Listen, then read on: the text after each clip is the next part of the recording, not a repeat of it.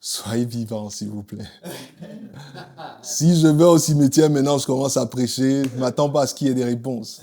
Mais je crois que je suis au milieu des vivants ce soir. Dis avec moi, je suis en vie. Voilà, s'il vous plaît, soyez vivants. Quand vous prenez le micro pour lire, lisez avec de l'énergie, s'il vous plaît. Amen. Votre énergie peut parfois casser l'énergie du prédicateur. Moi, je n'ai pas les fumigènes ici.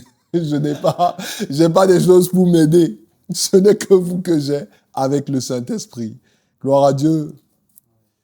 Ah, il dit gloire à Dieu, même répond, vous ne répondez pas. Ouais, vous avez déjà commencé. Hein? Faut pas commencer comme ça, là. Gloire à Dieu. Ah, dites amen quand même. Voilà, c'est ça. On est déjà en ligne. Gloire à Dieu. Bien, bonsoir à chacun d'entre vous. Nous disons également bonsoir à ceux qui sont en ligne. Nous vous saluons dans la paix du Seigneur Jésus-Christ. Avant de commencer et puis d'annoncer le thème de l'enseignement de ce soir, je ne sais pas, je vais attendre quelques secondes. Est-ce qu'on a peut-être quelqu'un en ligne en particulier qu'on pourrait saluer? Merline. Ah, la sœur Merline est en ligne. Sois bénie, ma sœur. Sois bénie, sois bénie. Shalom, shalom. On est content de t'avoir en ligne. Ce n'est pas une moindre participation. Alors, le thème de l'enseignement de ce soir est en ligne avec une série d'enseignements qui a déjà été entamée. Ça fait à peu près 3 mois que nous avons commencé. Même pas 3 mois, on a commencé ce début d'année. On a commencé en janvier de cette année avec des enseignements qui font partie d'une série que nous avons intitulée « Les fondements du royaume des cieux ». Pourquoi est-ce que nous parlons des fondements du royaume des cieux? Parce que la vie d'un chrétien se bâtit comme on bâtit une maison. Et on ne commence pas la construction d'une maison, bien l'édification d'une maison par la toiture. On ne commence pas par les fenêtres, on ne commence pas par les portes. On commence par ce qu'on appelle une fondation. Dis avec moi, fondation.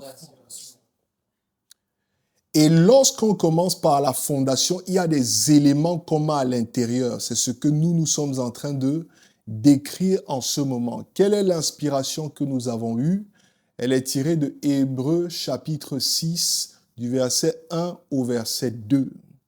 L'auteur du livre aux Hébreux, certains disent que c'est une disciple de Paul, d'autres disent que c'est Paul. Bref, on va dire l'auteur du livre de Hébreux parle de 7 fondements. J'aime toujours faire le rappel parce qu'il est important que vous connaissiez ces fondements.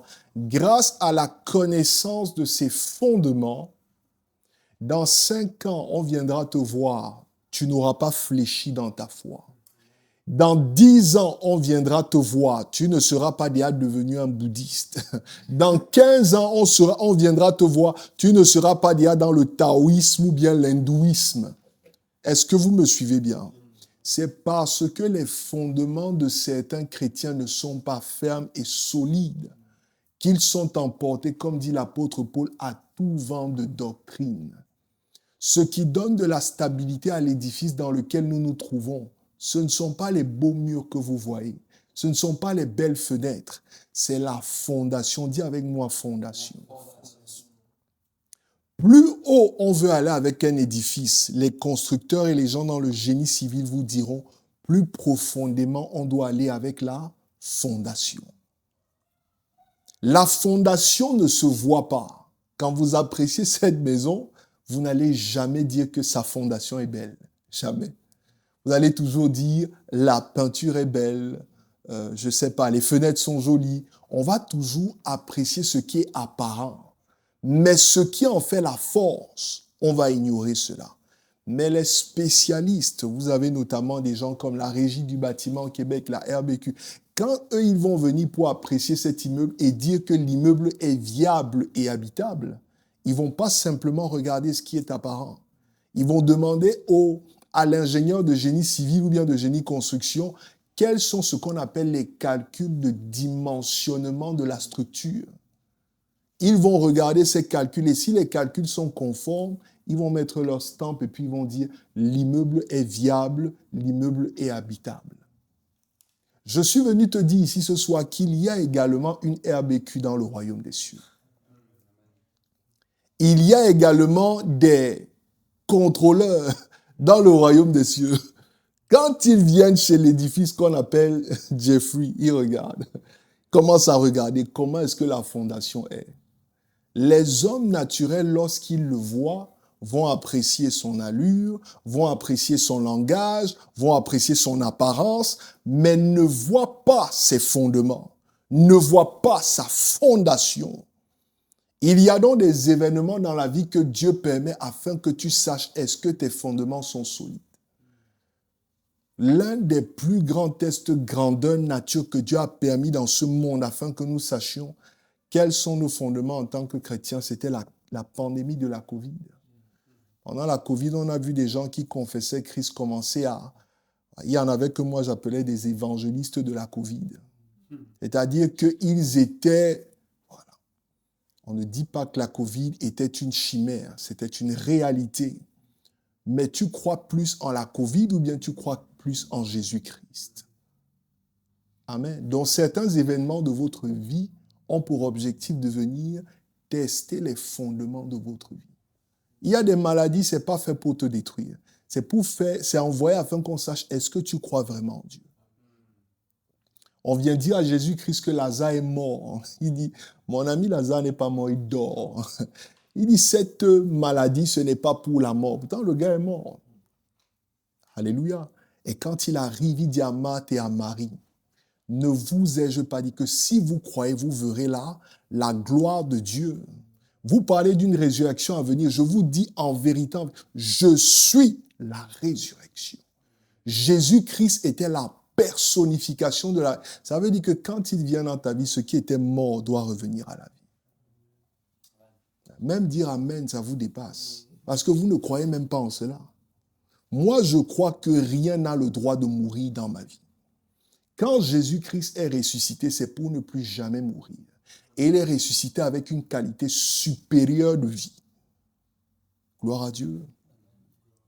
Je suis allé un peu loin tout ceci pour dire que les fondements, c'est afin de s'assurer que les chrétiens que vous êtes ne vont pas être emportés à tout vent de doctrine, ne vont pas paniquer. Vous me voyez, bon, je ne sais pas quel est votre avis, je ne suis pas quelqu'un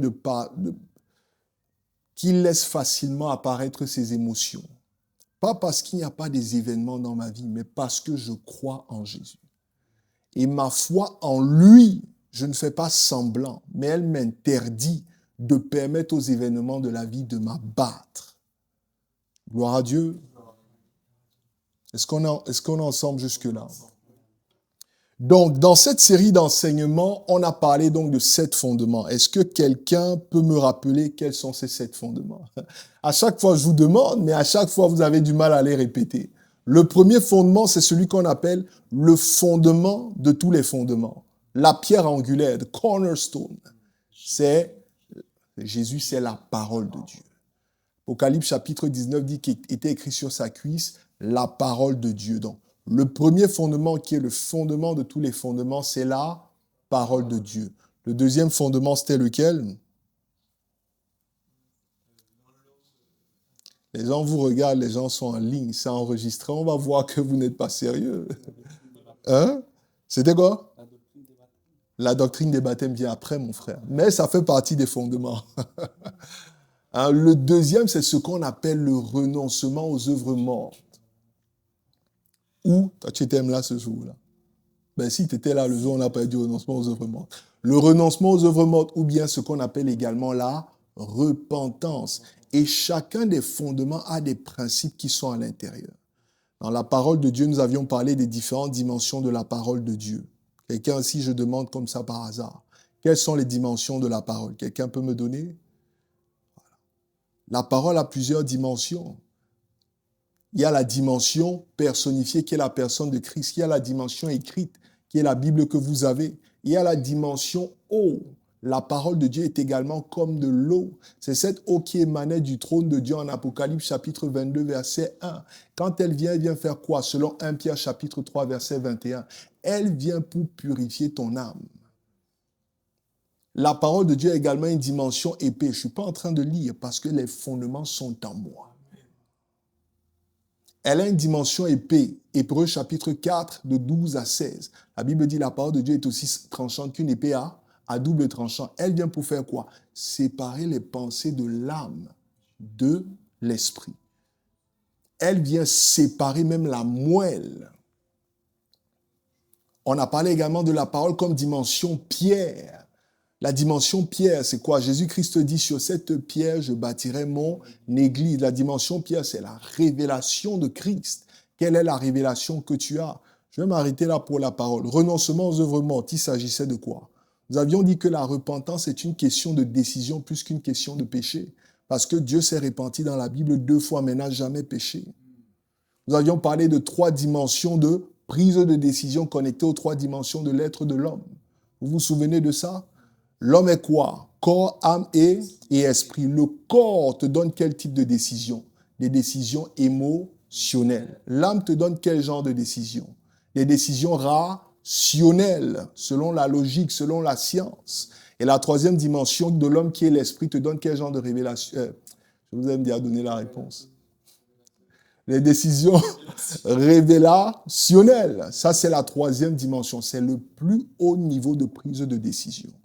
Vous produisez ou bien nous produisons des œuvres mortes à cause des mauvaises décisions que nous prenons. Parce que les œuvres mortes sont les antonymes de ce qu'on appelle les œuvres de l'esprit ou bien les œuvres de la foi. Donc la qualité de tes œuvres dépend de la qualité des décisions que tu prends. Et les décisions que tu prends ont 3 puits. Le puits qui est le corps, l'âme et l'esprit. Décisions émotionnelles, rationnelles et révélationnelles. Le 3e fondement, c'était lequel?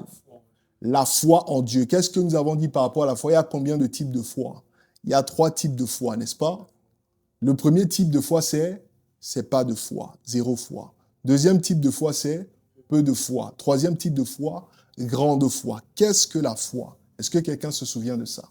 Hébreux chapitre 11, verset 1 définit la foi comme étant la ferme assurance dans les choses que l'on est et la démonstration de celles que l'on ne voit pas. C'est ça la foi en Dieu.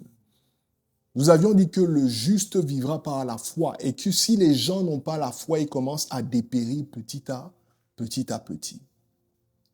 Tout ce que tu vas expérimenter dans ce monde se manifeste dans ta vie par le canal de la foi que tu as. Gloire à Dieu. Le 4e fondement, c'était lequel? La doctrine des baptêmes. Nous avions dit qu'il y avait combien de baptêmes? Il y a 3 types de baptêmes. 3 types de baptêmes, n'est-ce pas? Matthieu chapitre 3, verset 11, Jean le Baptiste dit que moi je vous baptise d'eau, qui est le baptême de repentance. Mais celui qui vient après moi est plus grand que moi. Lui, il vous baptisera de l'esprit et du feu. 3 types de baptêmes. On avait dit que les 3 baptêmes sont quoi également? Les 3 témoins. Vous vous souvenez? Il y en a 3 qui témoignent au ciel. C'est Jean qui en parle dans son épître, n'est-ce pas? C'est qui les 3 témoins? Souvenez-vous. L'eau, le sang et l'esprit. Le feu aussi, bon, on peut aussi dire le feu, n'est-ce pas? Donc l'eau, le sang et l'esprit témoignent. Ils témoignent de ton appel. Ils témoignent de ton salut. Ils témoignent de ta solidarisation avec le corps du Christ. Vous devez connaître ces choses-là. Si vous ne les connaissez pas, il y a des gens dans ce monde qui sont tellement zélés pour leur foi qu'ils risquent de vous faire chavirer par rapport à la vôtre. Vous devez les connaître et vous devez les connaître sur les bouts des doigts. Pas pour impressionner quelqu'un, mais parce que vous les personnifiez, elles font partie de vous. On ne peut pas vous... C'est difficile pour que tu viennes me convaincre que Jésus-Christ n'est pas Seigneur. Amen. Taste, taste and see, c'est-à-dire tu peux goûter et tu peux voir sa bonté, sa fidélité au travers de sa parole et au travers de ta propre vie. Le 5e fondement, c'est lequel? L'imposition des mains ou bien la doctrine de transfert de grâce. Le 6e fondement, rapidement, la résurrection des morts. Et le 7e fondement, c'est le jugement dernier. Donc ce soir, nous allons parler de du transfert de grâce ou bien de l'imposition des mains. Gloire à Dieu. Cinquième partie de cette série d'enseignements donc sur les fondements du royaume des cieux, imposition des mains, le mystère des transferts de grâce. Quel est l'objectif de l'enseignement de ce soir? L'objectif de l'enseignement de ce soir, c'est afin que vous sachiez premièrement qu'aucun homme dans ce monde ne vient vide. C'est afin que vous sachiez que là où vous êtes là, assis comme vous êtes, vous avez quelque chose de précieux qui vient de Dieu. Vous n'êtes pas n'importe qui. Et vous ne devez permettre à personne de vous prendre pour n'importe qui.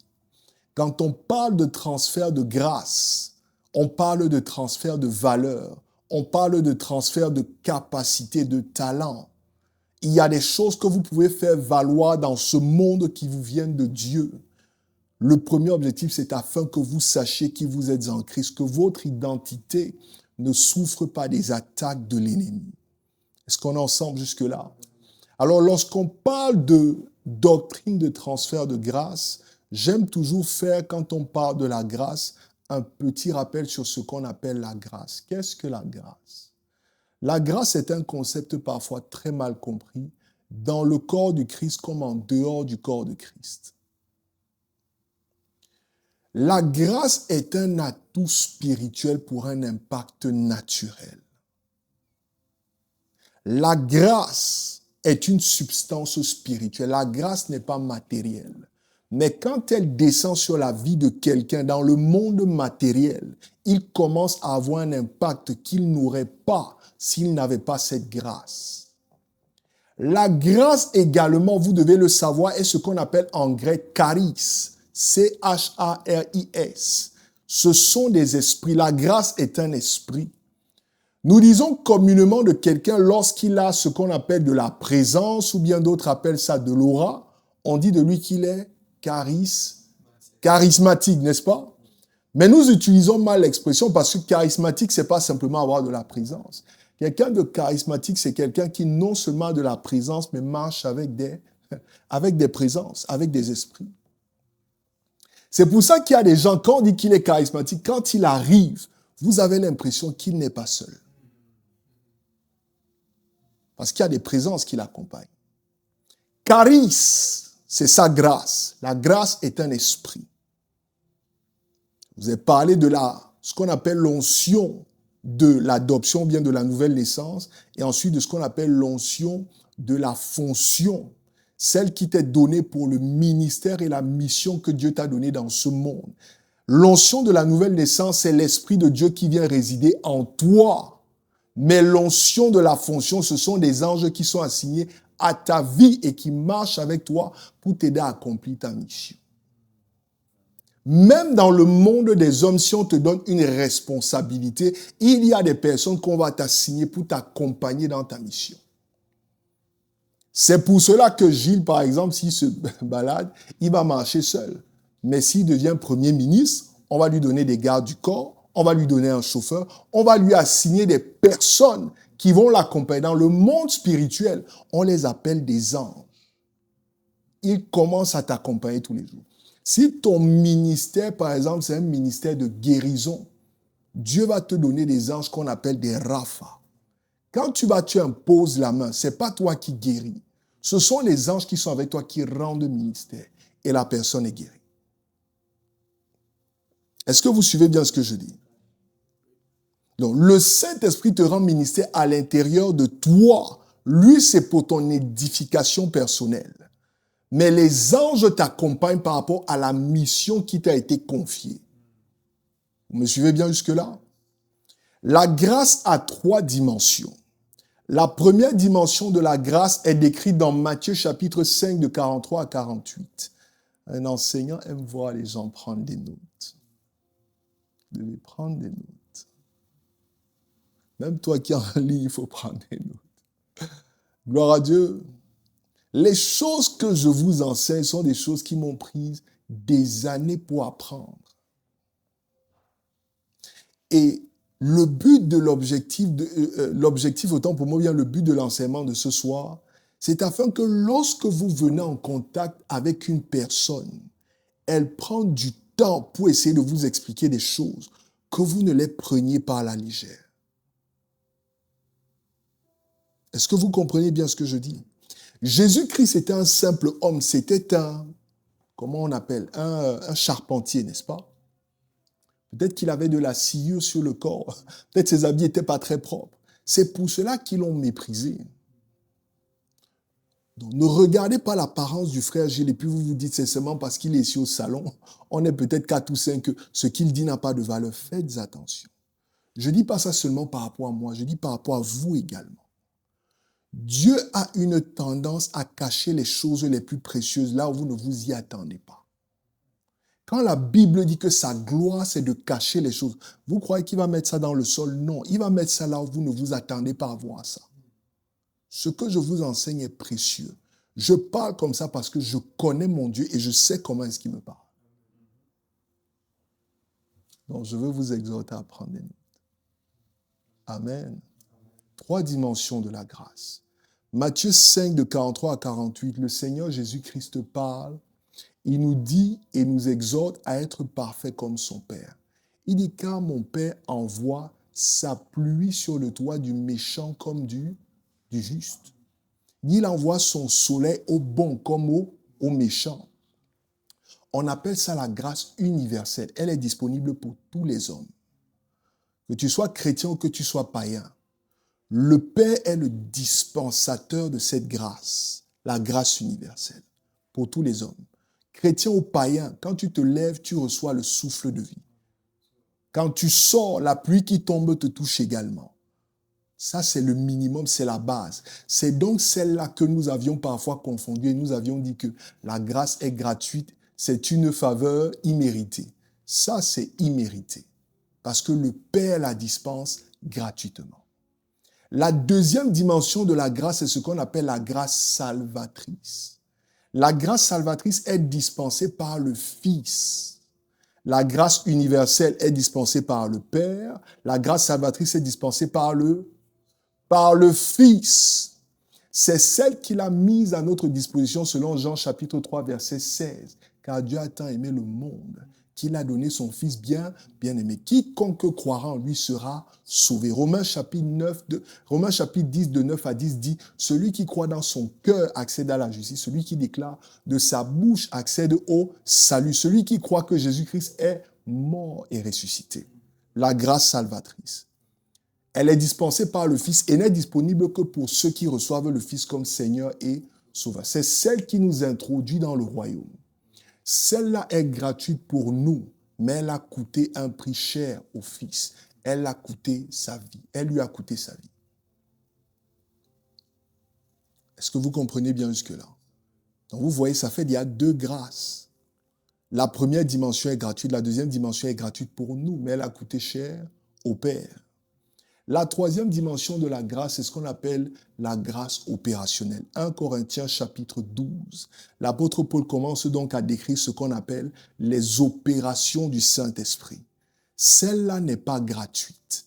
Pour acquérir ces grâces-là, il y a un travail que tu dois faire de sanctification, de consécration, de prière, de jeûne. Il y a des grâces que tu ne recevras pas si tu ne travailles pas. Est-ce que quelqu'un me suit bien jusque-là? Elle n'est disponible que pour les saints. Les païens n'y ont pas accès. C'est de cette grâce-là dont je veux vous parler ce soir.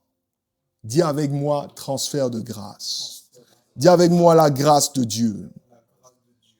Alors, transfert, quand on parle d'imposition des mains, le dictionnaire définit l'imposition des mains comme l'action d'imposer les mains sur le front ou sur une partie du corps de quelqu'un afin de lui transférer un pouvoir ou bien quelque chose.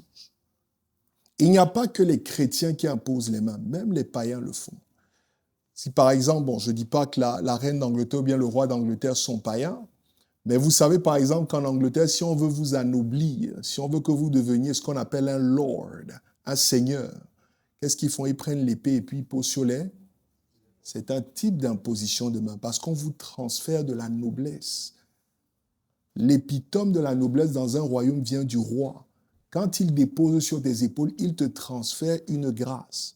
Dès qu'elle finit de faire ça, on n'a plus le droit de te prendre n'importe comment. On commence à t'appeler Lord. On commence à t'appeler, je ne sais pas quels sont leurs titres et tout, mais on commence à te donner un titre. Est-ce que vous comprenez comment est-ce que ça fonctionne? Donc ça, c'est par rapport au monde. Maintenant, dans le royaume des cieux, qu'est-ce que le transfert de grâce? C'est un système spirituel de transfert de grâce et de dons. Parce que chacun d'entre nous a quelque chose en lui. Et que Dieu n'a pas tout donné à chaque individu. Chacun d'entre nous a besoin des autres. Tourne-toi vers quelqu'un, dis-lui, j'ai besoin de toi. Et toi également, tu as besoin de moi. Dis à ton voisin, toi également, tu as besoin de moi. J'ai commencé ce soir en vous demandant d'être un peu vivant. Aidez-moi, s'il vous plaît.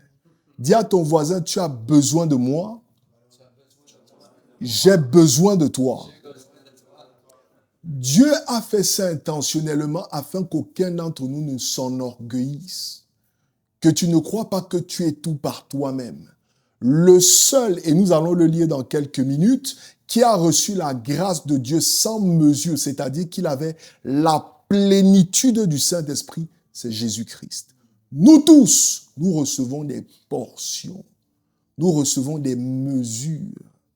Dieu nous a limités afin que nous ayons recours aux uns et aux autres. Tu ne peux pas vivre la vie chrétienne seul. Si tu la vis seul, tu vas dépérir et tu n'accompliras pas ta mission. C'est ça l'objectif de l'enseignement de ce soir. C'est afin que tu commences à regarder celui qui est à ta droite, celui qui est à ta gauche, que tu commences à discerner qu'est-ce qui est opérationnel dans sa vie et que tu saches comment te connecter à cela. Gloire à Dieu.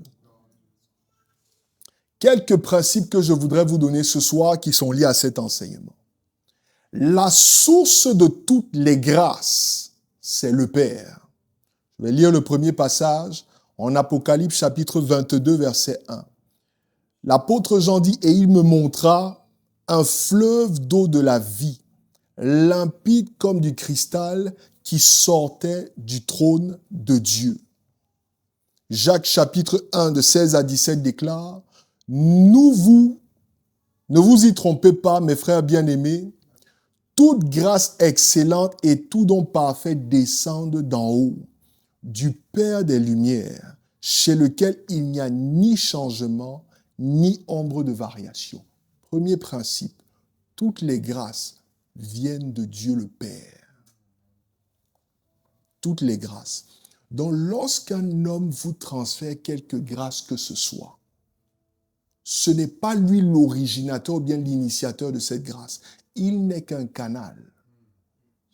C'est pour cela que Jésus-Christ a dit à Pilate, attention, tu es en train de me parler fort, mais le pouvoir que tu as, la grâce d'administration que tu l'as reçu de mon Père. Vous vous souvenez de ce passage? On l'a lu la dernière fois. Il a dit à Pilate, stop monsieur. Tu es en train de me dire que tu as le pouvoir de me donner la vie. Non, le pouvoir que tu as te vient de mon Père. Quand je vous avais parlé de ça, je vous avais dit, ne craignez pas les hommes. Honorez tous les hommes, mais ne craignez que Dieu. Parce que c'est lui qui est la source de toute grâce. Ça doit vous donner de l'équilibre parce que même si je veux vous demander d'honorer les grâces qui sont sur les frères et sur les sœurs, il y a des grâces que vous pouvez également recevoir du Père. Dieu peut vous accorder les grâces dont vous avez besoin. La Bible dit aspirez aux dons les meilleurs. Les dons, ce sont des grâces. Est-ce qu'on est ensemble jusque-là? Deuxième principe très important. Dieu le Fils est le canal de distribution de toute grâce pour les saints. Dieu le Fils. Jean chapitre 14, verset 6 dit, Jésus lui dit,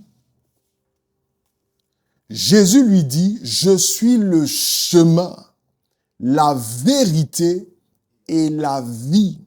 Écoutez bien ce qu'il dit. Nul ne vient au Père que par moi. Si pour aller au Père, il est le seul canal, tout ce qui vient du Père, il est le seul canal également. Vous avez vu ça comme ça? Tu ne peux pas aller au Père si tu ne passes pas par Christ. Tu ne peux pas recevoir du Père si tu ne passes pas par. C'est pour ça qu'il dit, quand vous demandez une chose à mon Père, demandez en mon nom. Il est le nom de code. Il est la passerelle. Il est le pont qui nous permet de recevoir de la part du Père. Si tu viens demander au Père et tu ignores le Fils, tu ne recevras rien. Mais lorsque tu honores le Fils, tu le reçois comme Seigneur et Sauveur, tu as la permission de recevoir de la part du Père. Est-ce que vous comprenez comment est-ce que ça marche? Gloire à Dieu.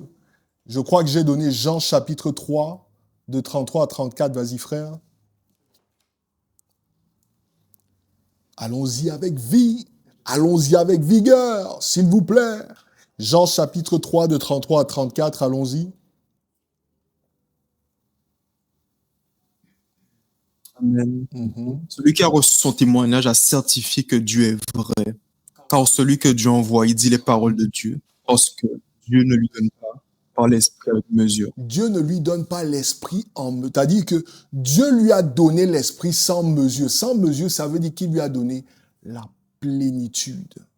Donc tout ce qui est dans le Père est dans le Fils. Souvenez-vous, il a dit, je suis dans le Père est en moi.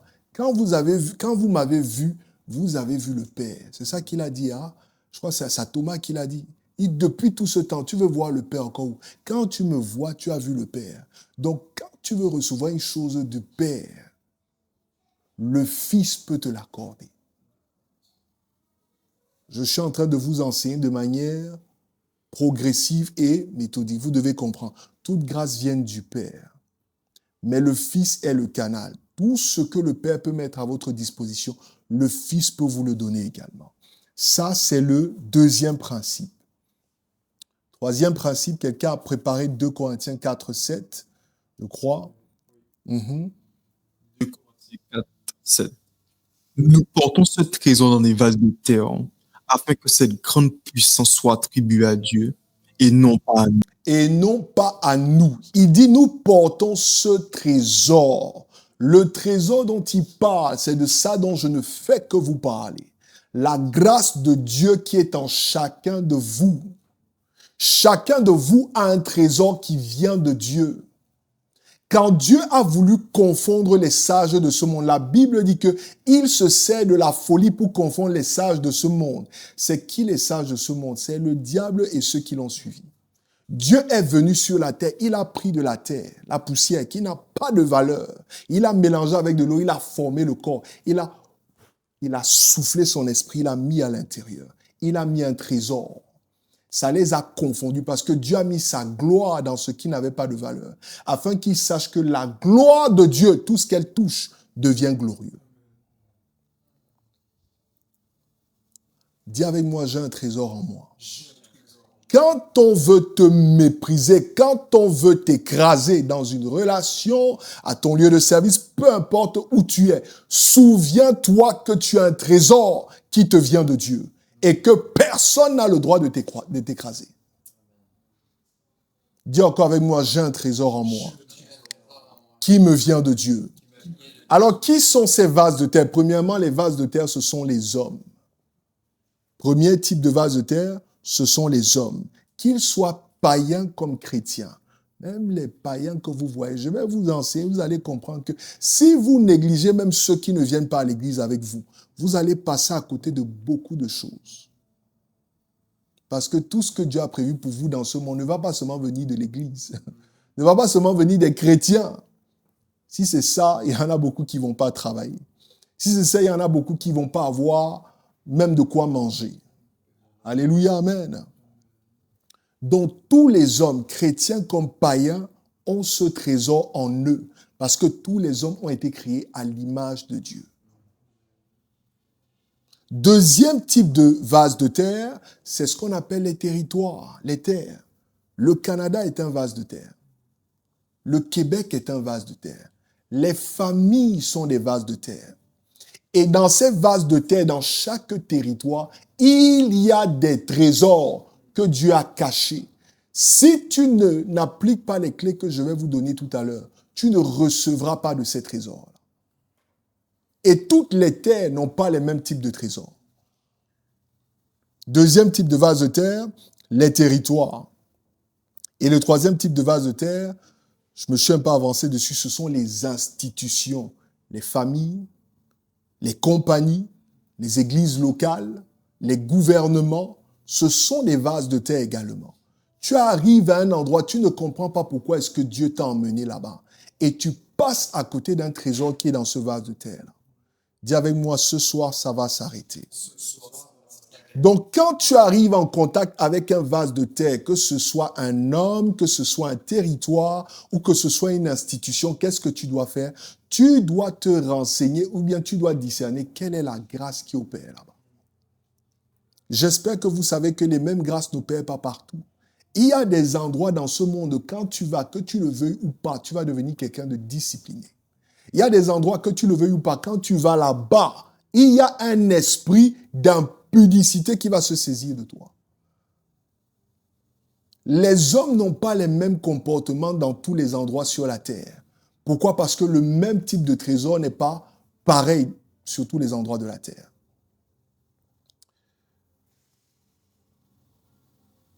J'étais dit au troisième principe, n'est-ce pas? Quatrième principe, quelqu'un va lire dans 2 Rois chapitre 3 verset 21. 2 Rois chapitre 13 verset 21, allons-y rapidement. Je vais lire pour qu'on coule rapidement. Vous allez préparer le prochain passage, Romains 1, 11. Je vais lire 2 Rois 13, 21. La Bible dit, comme on enterrait un homme, voici on aperçut une de ses troupes. Et l'on jeta l'homme dans le sépulcre d'Élysée. L'homme alla toucher les os d'Élysée et il reprit vie et se leva sur ses pieds. Ce quatrième principe, si c'est pour vous faire comprendre que même si un homme est déjà mort, vous pouvez recevoir la grâce qui était sur sa vie. Est-ce que vous savez ça? La grâce qui opère dans la vie d'une personne, même quand elle est déjà partie, la grâce est toujours disponible. Je vais vous enseigner comment vous connecter à la grâce même de ceux qui ne sont plus là. La Bible dit, on a pris un homme mort, on l'a jeté sur les eaux d'Élysée. Le gars est revenu à la vie. C'est un transfert de grâce. C'est un transfert de grâce. Donc, si vous croyez qu'il n'y a que les vivants qui peuvent vous donner une grâce, ce soir, le Saint-Esprit va nous aider à comprendre. Vous pouvez recevoir la grâce d'une personne qui ne vit plus. Cinquième principe très important à comprendre, Romains chapitre 1, verset 11. Quelqu'un l'a préparé. En attendant, une autre personne va préparer Genèse 13, de 7 à 9. Vas-y, frère. Je désire en effet vous voir pour vous communiquer un don spirituel afin que vous soyez affermis. Amen. Alors ici, j'ai envie de donner de l'équilibre à ceux qui m'écoutent. L'apôtre Paul dit, je désire vous voir pour vous communiquer quelques dons spirituels. D'autres versions disent, pour vous communiquer quelques grâces. Parce que les hommes de Dieu sont des distributeurs attitrés des grâces et des dons spirituels.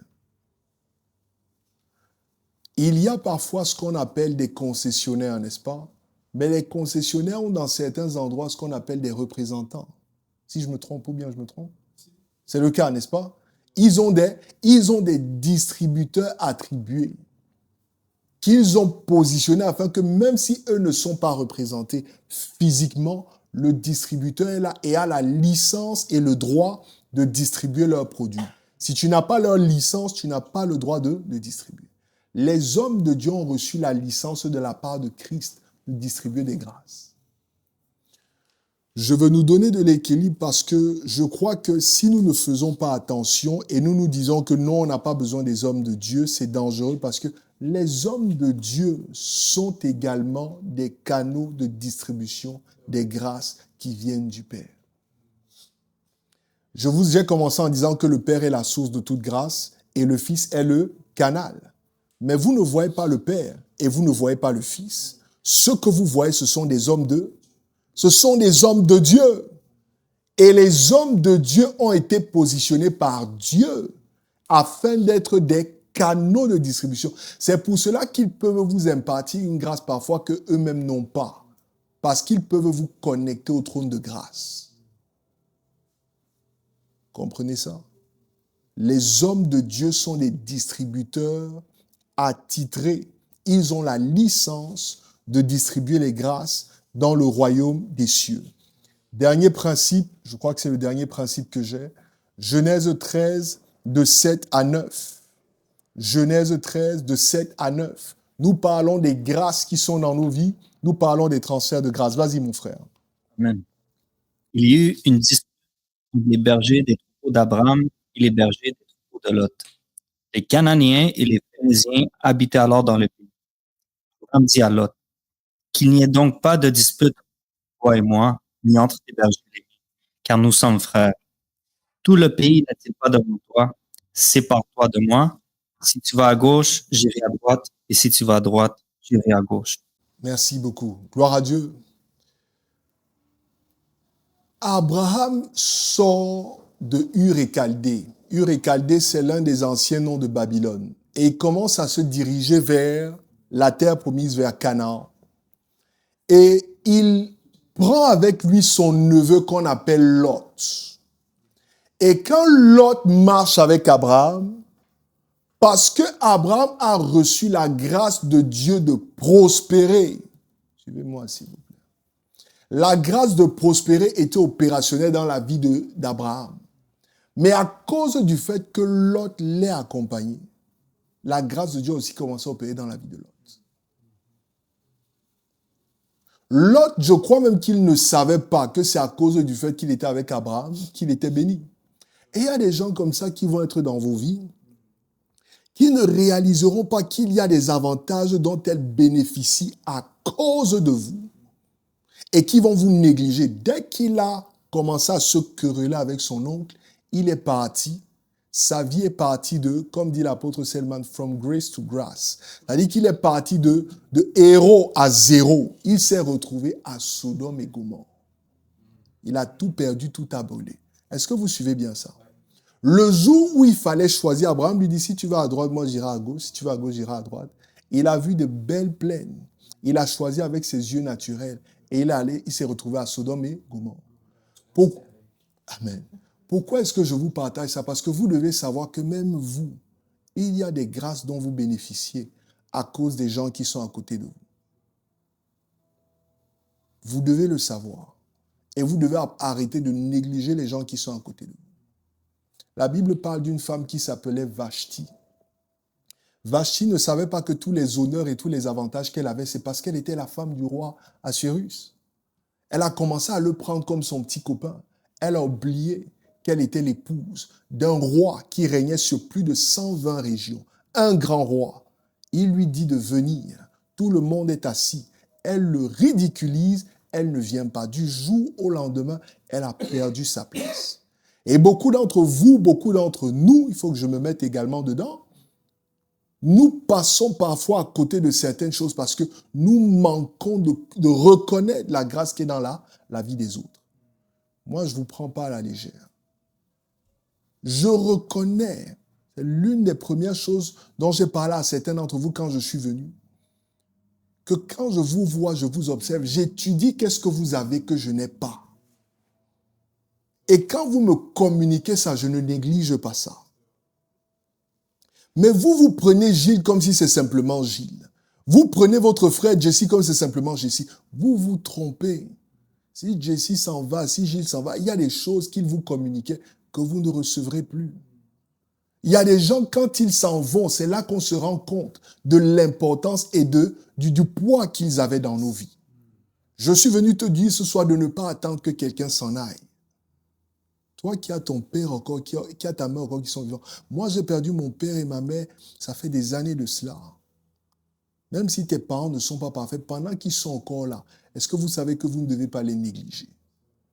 Est-ce que vous savez que dans le monde spirituel, il y a des choses qu'on ne peut pas vous faire aussi longtemps que vos parents sont vivants? Certains d'entre vous, vous ne le savez même pas. Vous les voyez simplement comme des gènes, des personnes qui vous cassent la tête, alors qu'ils ont un rôle. Ils ont joué un rôle dans votre entrée dans ce monde. Ils peuvent jouer un rôle dans votre sortie de ce monde. Faites attention. Ça, c'était juste un exemple. Les parents, n'est-ce pas? C'est la même chose également pour les amis, même vos enfants, vos camarades, vos voisins. Ne négligez aucune des connexions avec lesquelles l'Éternel vous met. Lot croyait qu'il prospérait parce qu'il était trop intelligent. Il croyait qu'il était trop fort en affaires. Il ne savait pas que c'était la grâce de son oncle qui lui permettait de prospérer. Et il a dit, il n'y a pas de problème, je vais aller de mon côté, je vais continuer. Il a été ruiné du jour au lendemain parce qu'il s'est déconnecté du porteur de la grâce. Dis avec moi, les grâces. Alléluia, amen. Alors, je ne vais pas tarder, je vais vous donner 7 clés que j'ai appelées les 7 conditions de transfert de grâce. Lorsque je vois une grâce dans ta vie, lorsque tu vois une grâce dans la vie de ton frère, de ta sœur, quelles sont les conditions pour que cette grâce commence à opérer dans ma vie? Je crois que vous avez bien suivi la progression de l'enseignement. Vous n'avez pas toutes les grâces dont vous avez besoin pour accomplir votre destinée. Certaines des grâces dont vous avez besoin sont déjà opérationnelles dans la vie de quelqu'un à côté de vous. Si une femme veut tomber enceinte, elle a du mal, par exemple, à enfanter. Moi, je n'ai jamais accouché. Amen. Je suis un homme de Dieu. Mon épouse a déjà accouché 4 fois, mais moi, je ne l'ai pas fait. Est-ce que vous savez que la personne la plus attitrée pour prier pour elle, c'est mon épouse, c'est pas moi? Peu importe le nombre d'heures de prière que je fais, c'est mon épouse. Et certaines des sœurs, parfois, on les voit, elle veut se marier, elle ne s'est jamais mariée, elle est à côté d'une femme qui est mariée depuis 15-20 ans. Elle voit cette femme comme c'est seulement ma tante. Elle la néglige, alors que la grâce du mariage opère dans la vie de ta tante. Si tu sais te soumettre, elle prie pour toi, tu vas voir ce que Dieu va faire. Les choses que je vais vous enseigner ce soir sont simples, mais extrêmement profondes et mystérieuses. Est-ce que vous comprenez ce que je dis? J'ai écouté l'histoire d'un homme de Dieu qui priait tout le temps pour des gens à l'église. Et son épouse, et parfois ça arrive avec les gens qui sont familiers avec nous.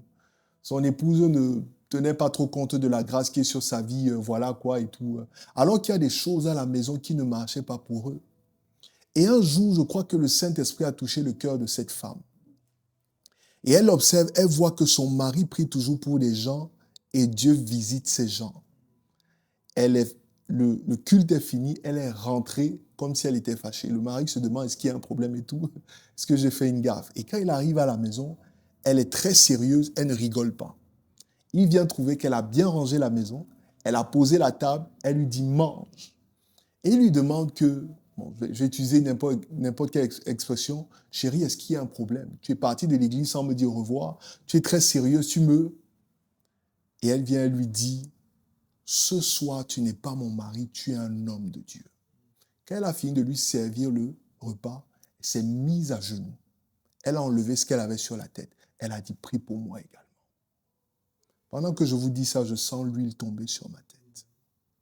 Il y a des gens qui sont à côté de vous depuis des années, qui ont ce dont vous avez besoin.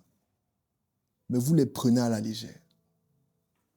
Quand je suis arrivé ici au Canada, ça fait 4 ans. Je ne suis pas allé voir un homme de Dieu pour reprendre les études comme je vous ai dit que je l'ai fait. Je suis allé voir un camarade que je connaissais à l'époque au Cameroun. Lui et moi, on a eu le même parcours. On a même travaillé dans la même compagnie pendant un certain nombre d'années. Mais il m'a précédé ici. Et il a fait ce que je voulais faire ici. Quand je suis arrivé, ce gars ne pratique même pas sa foi comme moi. Je ne sais pas s'il peut me donner 10 passages bibliques. Mais je suis allé chez lui avec une bouteille de vin. Écoutez-moi, les choses que je vous enseigne, je les pratique depuis des années. Par la grâce de Dieu. Je suis allé avec une bouteille de vin. Je lui ai dit, mon frère, c'est vrai qu'on parle comme des copains et tout, tu me sers à manger. Mais voici la bouteille de vin, je suis venu pour te bénir. Ça fait partie des clés que je vais vous donner ce soir. Je lui ai dit, je suis venu pour que tu pries pour moi. Il me voit poster tout le temps, il sait que je sais Dieu. Il me dit, tu es sérieux? Je dis, oui, tu vas prier pour moi. Quand il s'est mis à prier pour moi, il a commencé à dire des choses que je n'avais même pas soupçonnées. Il a commencé à parler avec une dimension prophétique. Et j'ai compris que la grâce de Dieu là l'avait touché. Parce que ce par quoi il était déjà passé, je voulais aussi passer par là.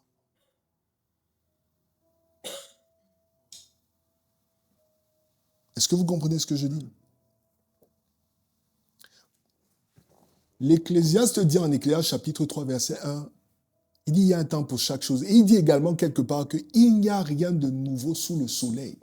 Ce que tu veux faire, quelqu'un l'a déjà fait. Tu dois te connecter à cette personne qui l'a déjà fait. Parce que quand une personne a déjà fait une chose, il y a une couronne, une grâce qui descend sur sa vie. La grâce qui permet de faire cette chose. Si tu ne te connectes pas, tu ne recevras pas cette grâce. Le transfert de grâce est un moyen, c'est un accélérateur de destinée. Des choses que tu aurais pu faire par toi-même. Si tu trouves quelqu'un qui a déjà fait, cette personne t'aide, tu vas aller plus rapidement dans la vie. C'est un facilitateur et un accélérateur de destinée. Je suis allé le voir, ce n'est pas un homme de Dieu. Et le jour où je suis allé pour recevoir mon jeune ingénieur, je l'ai appelé, je lui ai dit, viens, tu vas boire avec moi, mon frère. Ce par rapport à quoi tu avais prié pour moi, voilà ça qui s'est manifesté. Est-ce que vous comprenez ce que je vous dis? Ce sont des choses simples, n'est-ce pas? Banales, mais très importantes. Ce soir, quand tu vas rentrer, réfléchis, médite, quelles sont les choses dont j'ai besoin et qui les possède. Je te garantis qu'il y a des gens à côté de toi qui les possèdent. Il y en a plein qui passent chaque jour, tu les prends à la légère. Mais ce soir, ça va s'arrêter. Dis avec moi, ce soir, ça va s'arrêter. Alors, quelles sont les conditions, quelles sont les lois de transfert de grâce? La première loi, la première condition de transfert de grâce, on va lire dans Exode chapitre 28, verset 1. Est-ce que quelqu'un l'a, s'il vous plaît? Même. Fais approcher de toi ton frère Aaron et ses fils. Prends-les parmi les Israélites pour qu'ils me servent en tant que prêtre. Il s'agit d'Aaron et de ses fils, Nadab, Abihu, Éléazar et Itamar. Amen. La première condition de transfert de grâce, c'est ce qu'on appelle l'alliance. Aaron a reçu ce qu'on appelle la grâce sacerdotale, celle qui consiste à servir le Seigneur dans son temple, dans son tabernacle. Et Dieu lui dit, il va me servir avec ses enfants. Ça veut dire que la grâce qui est tombée sur la vie de Aaron, par l'alliance du sang, parce que ce sont ses enfants, va également tomber sur ses enfants. L'alliance est la première condition, est la première loi de transfert de grâce. Je vais vous parler de premier type d'alliance. Ce passage, je ne vous l'ai pas donné, je l'ai moi-même ici. Comment est-ce que les alliances se font? 1 Samuel chapitre 18 de 3 à 4. La Bible dit, Jonathan fit alliance avec David parce qu'il l'aimait comme son âme. Le verset 4 dit, il ôta le manteau qu'il portait pour le donner à David. Et il lui donna ses vêtements, même son épée, son arc et sa ceinture. Ce transfert, c'est ce qu'on appelle l'alliance verbale. Est-ce que vous savez que oui, David avait été oint pour devenir roi, mais David est devenu l'héritier de Saül lorsque Jonathan lui a donné son manteau. J'ai un enseignement qu'on appelle les manteaux spirituels, spiritual garments. Peut-être qu'on en parlera un jour. Vous comprendrez comment est-ce que les manteaux ont une signification spirituelle. Quand Joseph sort de prison, la Bible dit on a enlevé les habits qu'il avait sur lui, on lui a mis un nouveau manteau, un nouveau vêtement. Zacharie chapitre 3 dit que il a vu comment est-ce qu'on a enlevé des vêtements d'iniquité qui étaient sur lui. Et l'ange a demandé, mettez-lui des vêtements de fête. Lorsque Jonathan a donné son manteau à David, David est devenu officiellement l'héritier de Saül. Il a reçu la grâce royale lorsque le manteau lui a été donné. Et Jonathan lui dit, je sais que tu vas être roi. L'onction que le prophète Samuel est venu lui donner, c'est celle que nous avons tous reçue quand nous sommes venus ce monde. Tu es loin pour devenir quelque chose dans ce monde, mais jusqu'à ce que quelqu'un te donne le manteau, cette chose ne se manifestera pas. J'espère que vous savez que tout le monde ne manifeste pas ce qu'il est destiné à manifester dans ce monde. Il y a des conditions. Et l'une de ces conditions vient par ce qu'on appelle les alliances. Les alliances. Tu as fait alliance avec qui? Nous allons prendre la Sainte Communion tout à l'heure. Quand nous prenons, nous disons ça, c'est la coupe de la nouvelle alliance. À cause de cette alliance, il y a des choses qui doivent se manifester dans nos vies, notamment le salut éternel. Gloire à Dieu. Il y a eu 2 transferts qui se sont produits entre Jonathan ce jour-là. Le premier transfert, c'est ce que je viens de dire, le transfert de la grâce royale. Parce que le manteau symbolise l'onction que chacun de vous a sur lui. L'onction pour l'adoption, c'est l'onction de la nouvelle naissance. C'est le Saint-Esprit en toi. L'onction pour la fonction, c'est le manteau qui vient sur toi. La Bible dit, je crois, c'est en Luc chapitre 4, que Christ a été revêtu de puissance. C'est un manteau qui vient sur toi. Donc, quand il lui a donné le manteau, il lui a transféré la grâce royale. Le deuxième transfert qui a été fait ce jour-là, c'est ce qu'on appelle un transfert de préservation.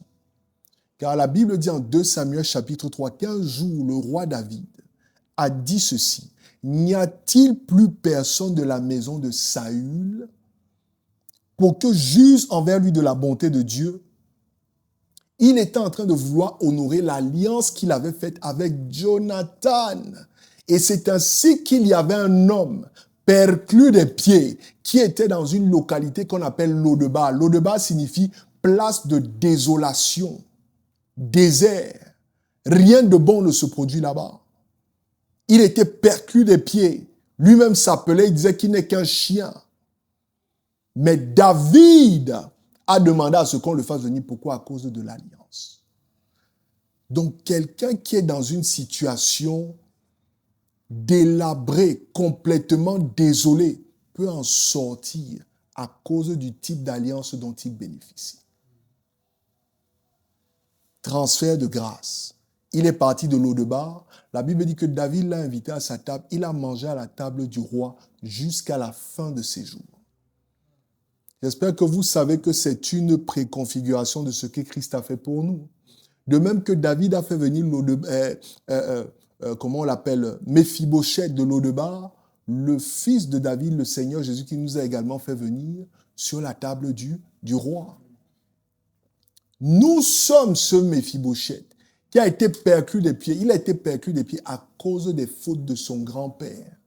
À cause des fautes d'Adam, nous avons été paralysés, nous avons été handicapés et nous nous sommes retrouvés en exil. Nous nous sommes retrouvés dans le désert. Mais grâce au Seigneur Jésus, qui est le fils de David, il s'est souvenu de son ami Abraham, l'alliance qu'il avait faite avec lui. Il nous a également ramenés sur la table du roi. 2 transferts de grâce. Le premier système de transfert de grâce, c'est par les alliances. Les alliances. Il y a des nations dans ce monde aussi qui parlent fort, pas parce qu'elles ont une grande armée, mais parce qu'elles sont en alliance avec des nations qui ont de grandes armées. L'alliance te fait bénéficier de choses qui ne sont pas dans ta vie, mais dans la vie de ceux avec qui tu t'es lié. Donc, vous devez faire des alliances stratégiques. Alors, je ne demande pas de devenir calculateur. Faites confiance à Dieu. Dis à ton voisin, ne sois pas calculateur, mais sois intentionnel. Gloire à Dieu. Vous devez être intentionnel, pas calculateur. Il y a des personnes avec lesquelles il ne faut pas avoir des problèmes. Vous avez des problèmes avec ces personnes-là, vos vies vont mal se dérouler. Comprenez bien ce que je dis? Alléluia. Le deuxième système de transfert de grâce, le deuxième mécanisme par lequel les grâces se communiquent, c'est le titre même de notre enseignement, par imposition des mains. Par imposition des mains. Nombre chapitre 27 de 18 à 22, est-ce que quelqu'un l'a préparé, s'il vous plaît? Nombre chapitre 27 de 18 à 22. Moi, je vais lire 1 Timothée 4, 14 et Acte 19, 6. Vas-y, ma sœur.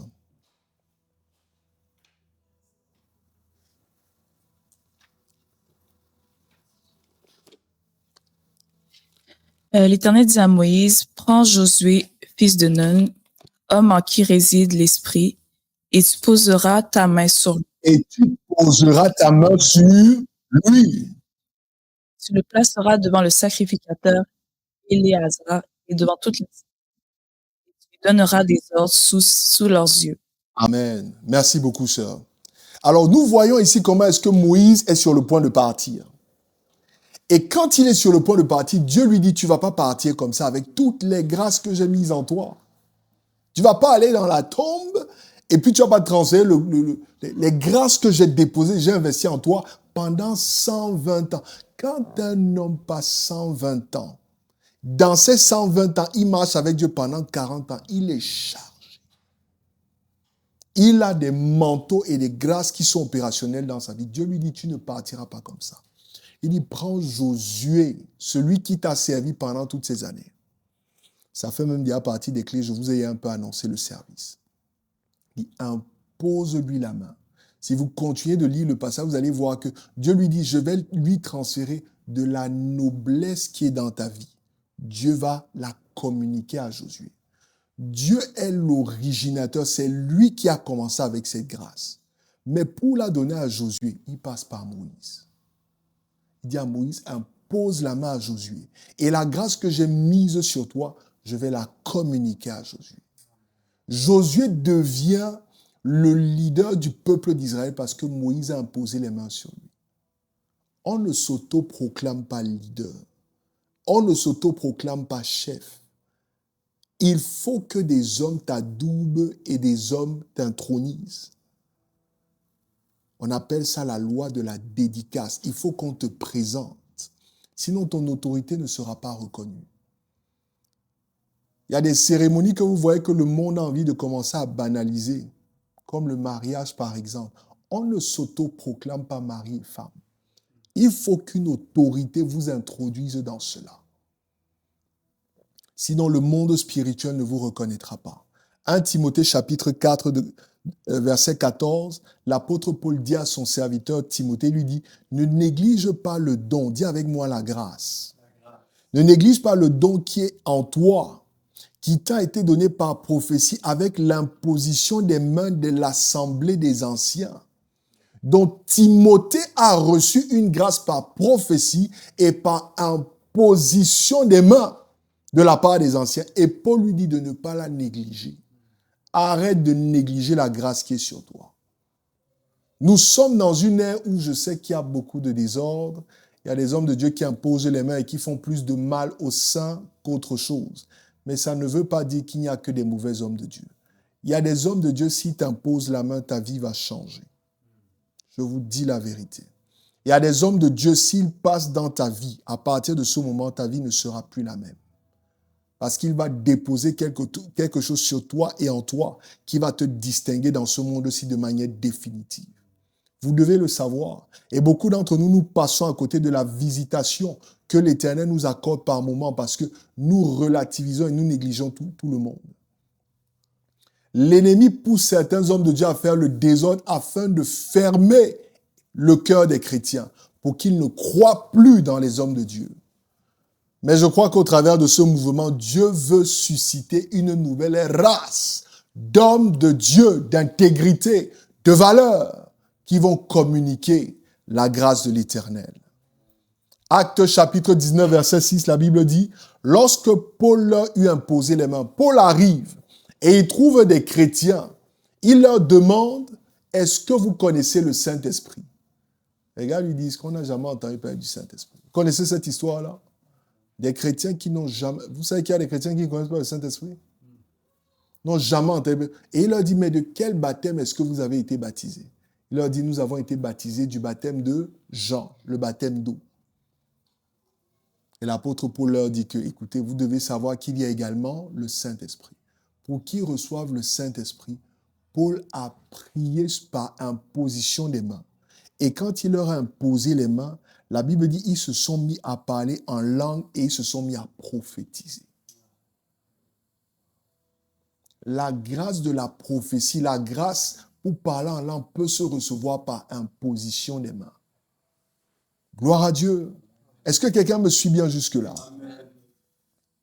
Donc, dis avec moi équilibre. Maintenant, ça ne veut pas dire que tu dois aller mettre ta tête pour que n'importe qui impose les mains dessus. Parce que quand quelqu'un vous transfère une grâce, parfois il ne vous transfère pas seulement la grâce, mais il vous transfère aussi des choses qui sont dans sa vie qui ne sont pas forcément bien pour vous. Donc vous devez avoir du discernement et puis vous devez faire preuve de sagesse. Donc je ne veux pas que quand tu sors d'ici, tu arrives à l'église et tu dis, homme de Dieu, on m'a enseigné ce transfert de grâce, pris sur ma tête. On va te communiquer des choses qui sont bizarres. Donc prenez le temps d'observer l'homme. De vous dire, est-ce que les limitations que je vois dans sa vie, s'il me les communique, est-ce que je peux vivre avec? Et ce sont des choses, parfois, Dieu va vous donner la conviction que celui-ci doit prier pour vous. Mais l'imposition des mains est biblique, il n'y a pas de problème par rapport à ça. Ce n'est pas satanique, ne refusez pas ça. Si Dieu vous met cela à cœur, acceptez qu'on vous le fasse. Mais ne le faites pas n'importe comment. Gloire à Dieu. Deuxième système de transfert de grâce par imposition des mains. Troisième système de transfert de grâce. Quelles sont les conditions afin que la grâce qui est dans la vie d'un X soit communiquée à un Y? C'est ce qu'on appelle l'humilité. L'humilité. La grâce ne se transfère pas du bas vers le haut. Elle se transfère du haut vers le bas. Et celui qui veut recevoir la grâce doit être prêt à descendre. Hébreux 7:7, j'ai donné ça à quelqu'un? Oui, vas-y, sœur. En effet, si la première alliance avait été sans défaut, il n'aurait pas été question de la remplacer par une seconde. Lis un peu le verset 8. Tu es dans Hébreux chapitre 7. Va un peu au verset 8. Car c'est avec l'expression d'un blâme que le Seigneur dit à Israël, voici les jours viennent, dit le Seigneur, et je ferai avec la maison d'Israël et la maison de Juda une alliance nouvelle. Va un peu dans le verset 6 plutôt. Mais maintenant, il a obtenu un ministère d'autant supérieur qu'il est le médiateur d'une alliance plus Ça, c'est le chapitre 7, ma sœur? Ok. Hébreux 7:7, moi j'ai ici, or c'est sans contredit, l'inférieur est béni par le supérieur. C'est pas ça que toi tu as là-bas? Ok. Si ce n'est pas ça, excuse-moi, j'ai dû me tromper peut-être dans mes notes. Attends, je vais regarder ici. Hébreux chapitre 7, verset 7, c'est la même chose que j'ai ici. Hébreux 7:7, or c'est sans contredit, l'inférieur qui est béni par le supérieur. Gloire à Dieu, ce n'est pas grave. Alléluia. Il dit c'est sans contredit, c'est-à-dire c'est indiscutable. C'est le supérieur qui bénit l'inférieur. Quand on bénit, on transfère une grâce. Vous me suivez bien? Mais pour recevoir la grâce, tu dois t'humilier. Si tu viens et tu dis, je suis trop grand, si j'avais dit à mon ami, non, moi je suis un homme de Dieu, je connais les passages, cite-moi d'abord 20 passages avant de prier pour moi, il n'aurait pas prié pour moi, je n'aurais peut-être pas reçu la grâce. Parce que comme je vous le dis, vous prenez mon témoignage comme quelque chose de banal. Il y en a qui viennent, qui essayent, qui abandonnent. Il y en a qui viennent, qui essayent, ils le font pendant des années et des années. Ça ne m'a pris que 3 ans. Je crois que c'est par la grâce de Dieu. Mais si tu ne t'humilies pas, tu ne recevras pas. Je vais vous donner 2 exemples d'humilité dans la Bible. Il y a d'abord l'humilité de l'homme qu'on appelait Naaman.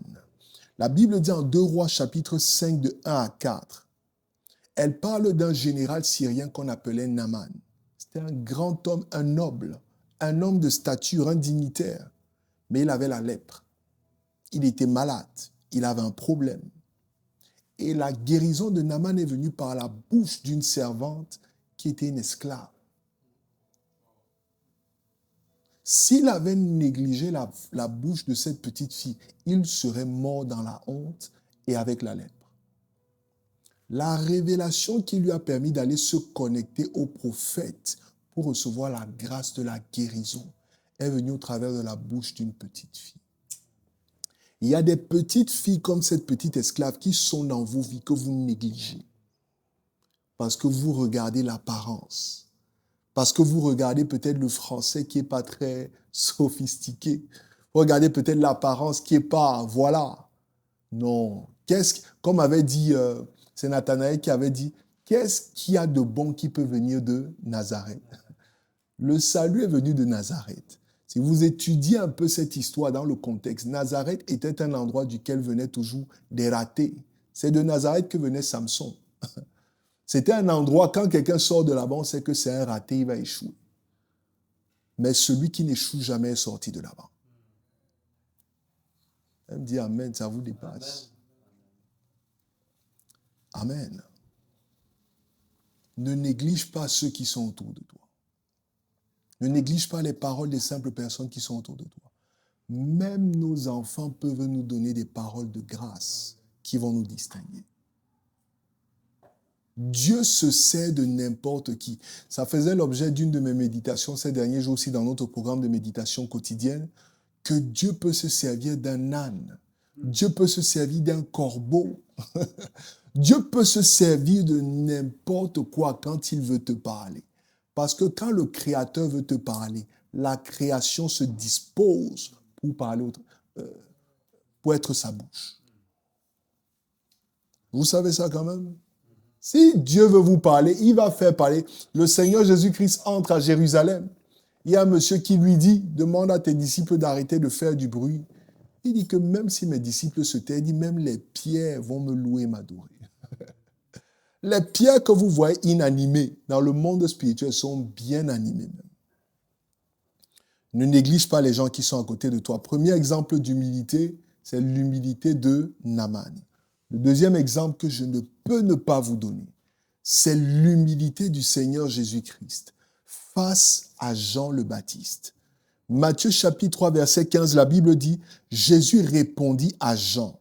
Il lui a dit, laisse faire maintenant, car il est convenable que nous accomplissions ainsi tout ce qui est juste.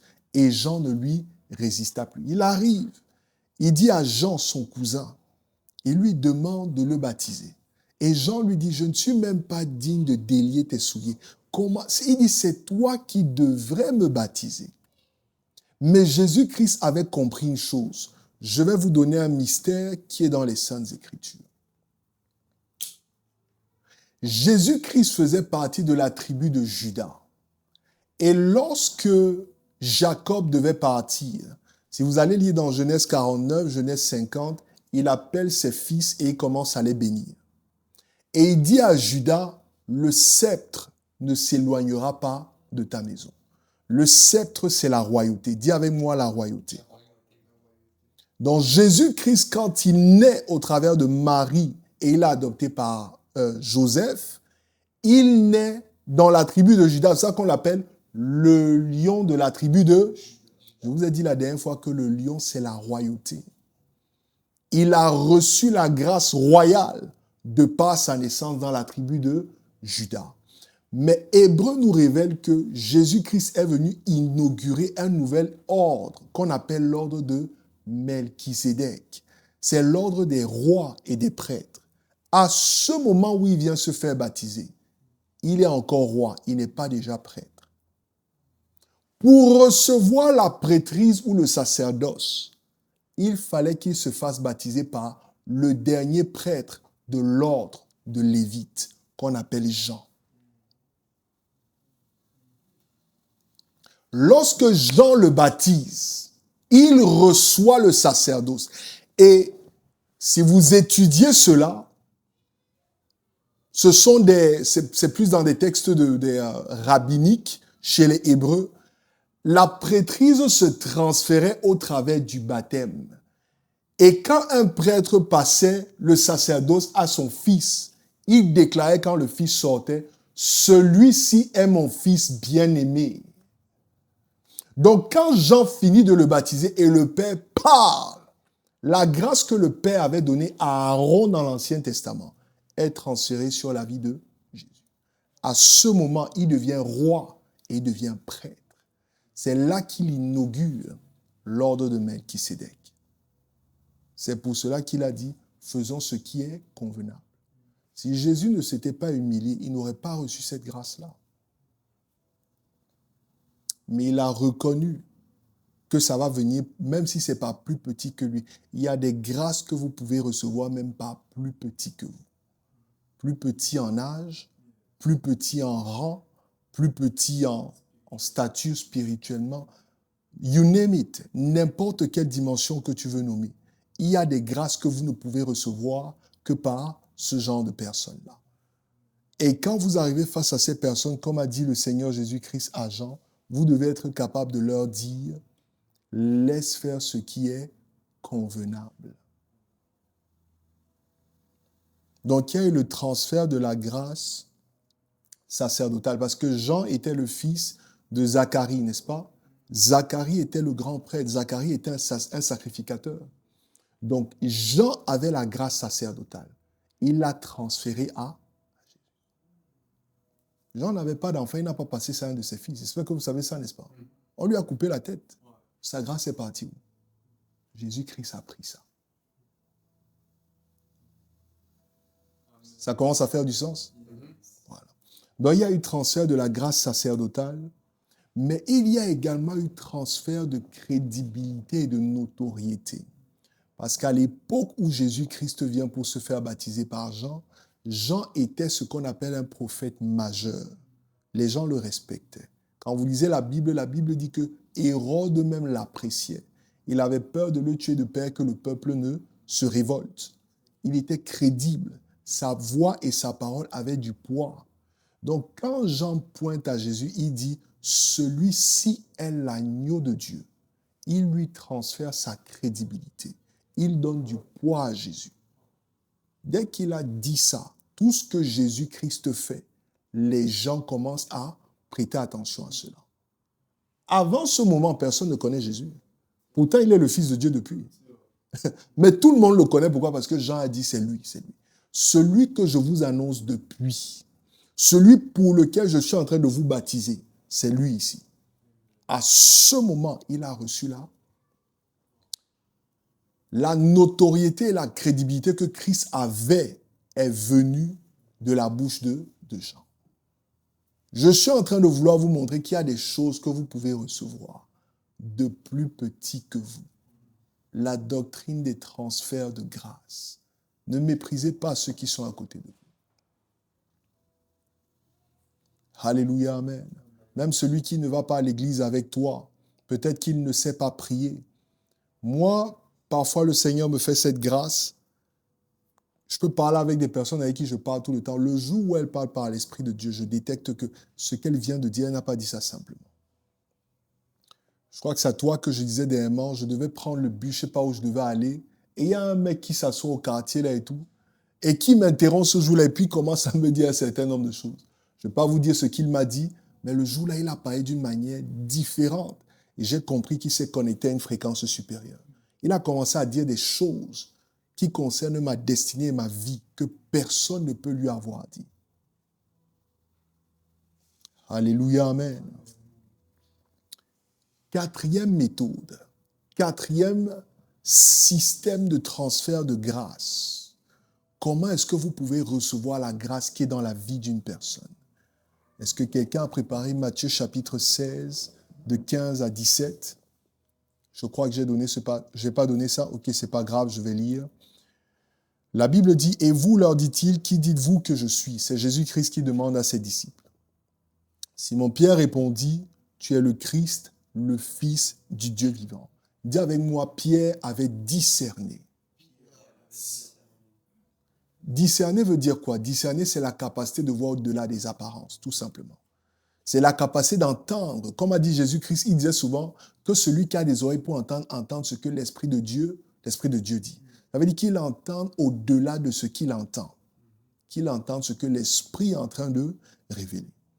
Alors Jésus, reprenant la parole, lui dit, « Tu es heureux, Simon, fils de Jonas, car ce ne sont pas la chair et le sang qui t'ont révélé qui je suis, mais c'est mon Père qui est dans les cieux. » À ce moment, Pierre a reçu la grâce apostolique. Pierre est devenu le chef des apôtres à ce moment. J'espère que vous savez que les disciples se disputaient pour savoir qui devait prendre le bâton de commandement. C'est à ce moment que Pierre a reçu ça. Parce qu'il a discerné. Écoutez bien ce que je vais vous dire. Pierre a reçu la grâce de devenir la pierre sur laquelle l'Église devait être bâtie. Parce qu'il a discerné que Christ était la pierre sur laquelle le royaume est bâti. Christ est la pierre angulaire. Parce qu'il a discerné la pierre angulaire, il est devenu lui-même une pierre. Ce que tu discernes dans les autres va t'être communiqué et transféré. Si tu ne discernes pas cette grâce dans la vie de ton frère, dans la vie de ta sœur, tu ne la recevras pas. Elle peut être devant toi tous les jours, tu la négliges, elle va te passer sous le nez. C'est pour ça que Jésus-Christ a dit que, ô Jérusalem, si seulement tu savais, tu as manqué ta visitation, parce que tu n'as pas discerné en moi le Fils de Dieu qui t'avait été envoyé pour ton salut. La Bible dit en 2 Rois chapitre 2 verset 10, Élie dit, il dit quoi? Il dit à Élisée, il dit, tu demandes une chose difficile, mais si tu me vois pendant que je serai enlevé d'avec toi, cela t'arrivera ainsi, sinon cela n'arrivera pas. Élisée veut recevoir la double portion, il veut recevoir la grâce prophétique de la part d'Élie. Et Élie lui dit, si tu me vois, c'est quand même un propos bizarre. Évidemment que je te vois. Si tu t'élèves, je veux te voir. Mais ce n'est pas de ça dont il lui parlait. Parce que quand Élie s'est élevé, et je vous le dis souvent et je le redis encore, il y a eu un tourbillon de sable qui a été créé. C'est un mystère. Le tourbillon de sable est constitué de sable et de vent. Le sable, c'est la chair. Le vent, c'est l'esprit. Le sable, c'est le corps de l'homme. Le vent, c'est la grâce qui est dans le corps de l'homme. Il est en train de lui dire, si tu discernes la grâce qui est dans ma vie, tu vas recevoir la double portion qui était sur moi. Si outre et en dehors de la chair que je manifeste, parce que Élie était un homme un peu colérique, si au-delà de cela tu discernes, tu vas recevoir la grâce qui était sur moi. Amen. Donc si tu ne discernes pas la grâce qui opère dans la vie d'une personne, tu ne recevras jamais de cette grâce. Pierre est devenu la pierre sur laquelle l'Église est bâtie, car il a discerné que Christ était la pierre sur laquelle le royaume est bâti. Élisée était toujours assisté de chars et de cavalerie, selon 2 Rois chapitre 6 verset 17, car il avait discerné qu'Élie était le char de la cavalerie d'Israël. Il y a un endroit en 2 Rois 2:12 où il dit à Élie, il dit, mon père, cavalerie d'Israël. Et quand vous allez dans 2 Rois chapitre 6, 17, la Bible dit que quand on a envoyé les gens pour venir les attraper, n'est-ce pas? Lui, il était calme. Mais son serviteur Géasi était paniqué. Et quand il a prié pour que les yeux de Géasi s'ouvrent, il y avait des cavaleries et des chars autour. Donc l'onction qui était sur la vie d'Élie, en réalité, c'était l'onction des cavaleries d'Israël. Mon père, cavalerie d'Israël. Quand il a reçu, il a discerné cela, il a reçu lui-même les cavaleries et les chars d'Israël. Je fais des parallèles, voilà, pour que vous compreniez comment est-ce que ça fonctionne. Oui, sois au courant qu'il y a la grâce dans la vie des autres, mais discerne quelle est cette grâce. Pas seulement dans les chrétiens, même dans les païens. Tu veux devenir médecin, si tu vas dans une école d'ingénieur, tu ne deviendras pas médecin. Je vous ai dit tout à l'heure que les vases de terre sont aussi les institutions, n'est-ce pas? Pour devenir médecin, il faut aller dans une école de médecin. Pour devenir ingénieur, il faut aller dans une école d'ingénieur. Ce n'est pas l'église, c'est une école, c'est une institution. Mais la grâce pour devenir médecin s'acquiert là-bas. Tu entres, tu ne sais pas pratiquer la médecine. Mais quand tu sors, tu connais pratiquer. Parce qu'il y a une grâce qui t'a été communiquée. Les chrétiens doivent savoir ces choses. Parce que vous croyez que tout ce dont vous avez besoin dans ce monde, ce n'est qu'à l'église qu'on vous donne ça. Si tu veux devenir, par exemple, un homme d'affaires pour le royaume des cieux, s'il n'y a pas d'homme d'affaires qui a le Saint-Esprit pour t'aider, tu vas faire comment? Tu dois te connecter à un homme d'affaires, même s'il est païen, et apprendre la grâce de l'administration des affaires. C'est pour ça que je vous dis parfois de vous former. Ça n'a rien, ça ne s'oppose pas à votre foi. Il n'y a pas de problème par rapport à cela. Alléluia, amen. Tu dois discerner la grâce qui opère dans un territoire, que ce soit dans une institution, que ce soit dans une personne, que ce soit sur un territoire. Quelle est la grâce qui opère là-bas? Sinon, tu ne la recevras pas. Le 5e système de transfert, c'est par le service. Si tu n'as pas l'âme d'un serviteur, tu ne recevras pas la grâce dont tu as besoin. 2 Rois chapitre 3, verset 11. Si quelqu'un n'a pas préparé, je vais lire. Mais Josaphat dit, n'y a-t-il ici aucun prophète de l'Éternel par qui nous puissions consulter l'Éternel? L'un des serviteurs du roi d'Israël répondit, il y a ici Élisée, fils de Japhat, qui versait l'eau sur les mains d'Élie. Quand on verse l'eau sur les mains d'une personne dans le contexte de l'époque, ça veut dire qu'on est comme son écuyer, on est comme son serviteur. Ça veut dire qu'il lui lavait les mains. À l'époque, il n'y avait pas de voiture, il n'y avait pas de métro, il n'y avait pas de bus. Donc les gens se déplaçaient à pied ou bien sur des chevaux. Donc quand ils partaient d'une destination à une autre, ils avaient parfois plein de poussière sur les pieds ou sur les mains. Ceux qui les servaient, soit tu nettoyais ça toi-même, soit tu avais des serviteurs qui nettoyaient ça pour toi. Donc, si vous croyez que Élisée a reçu la grâce prophétique simplement parce qu'il a vu Élie s'élever, vous vous trompez. Non, il servait Élie. Il était son serviteur. Maintenant, je ne vous demande pas de laver les mains et les pieds des... Non, c'est pas ça que je demande de faire. Mais je vous demande de... Quand on parle de service, ça veut dire, est-ce que tu as l'âme d'un serviteur? Est-ce que quand tu vois qu'il y a un besoin dans la vie d'un frère, dans la vie d'une sœur, est-ce que tu te disposes pour l'aider? Parce qu'il y en a qui veulent toujours se servir, mais qui ne veulent jamais servir. On va le voir tantôt, quand on va commencer à se restaurer et tout. Il y en a qui sont sur place, ils veulent seulement qu'on les serve. Mais il y en a, on les voit systématiquement, ils sont toujours en train de se plier en 10 pour servir les autres. Il est déclaré en Philippiens chapitre 2, verset 7 que Christ s'est dépouillé lui-même en prenant une forme de serviteur, en devenant semblable aux hommes, ayant paru comme un simple homme. Gloire à Dieu. Donc Élisée a reçu la grâce prophétique parce qu'il servait Élie. Mais la grâce d'Élisée, elle a été communiquée à qui? Elle n'a pas été communiquée à quelqu'un. Parce que son serviteur qu'on appelait Géasi, lorsque Naaman est venu pour recevoir la guérison, il a voulu bénir le serviteur de Dieu. Élisée a dit non, va avec tes offrandes, n'est-ce pas? Géasi, qu'est-ce qu'il a fait? Au lieu de servir, il a voulu se servir. Il a allé suivre Naaman. Il a dit, mon maître, il n'était pas sérieux. Donne-moi l'offrande qu'il devait te. Et c'est comme ça qu'il a reçu la lèpre qui était sur la vie d'eux. Même la lèpre qu'il a reçue, est-ce que vous savez que c'est un transfert de grâce?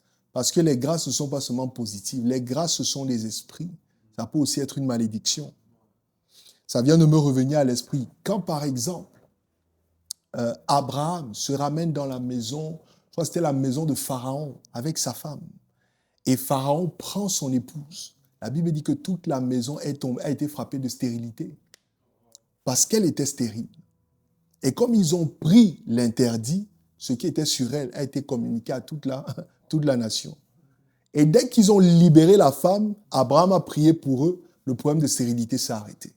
Dis avec moi, transfert de grâce. Transfert de grâce, ce n'est pas simplement pour les choses qui sont bonnes, même les choses qui ne sont pas bonnes. C'est pour cela que, par exemple, l'une des choses qu'on nous enseigne dans l'éthique ministérielle et pastorale, on ne prend pas des dons de tout le monde. Parce que quand quelqu'un te donne une chose, il te transfère également ce qui est dans sa vie. Il est allé prendre les choses du lépreux.